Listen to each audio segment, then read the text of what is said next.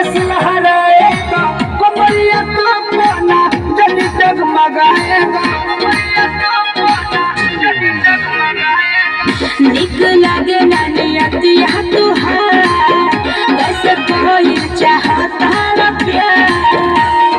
लगिया के पर्दा हटावाना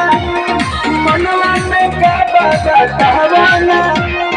कोरा में हमरे वतन सटानी झकोरा मारे झुलानी सारी लहराए हो झकोरा मारे झुलानी सारी लहराए हो झकोरा मारे झुलानी झकोरा मारे झकोरा मारे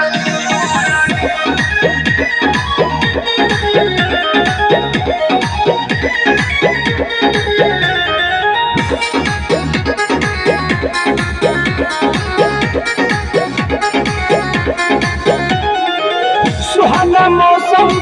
गजब रवानी हो फीलिंग बढ़ावे तोहर जवानी हो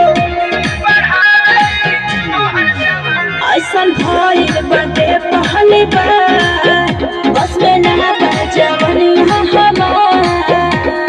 काहे पटी इतना दूरी हो समझा हमार मजबूरी हो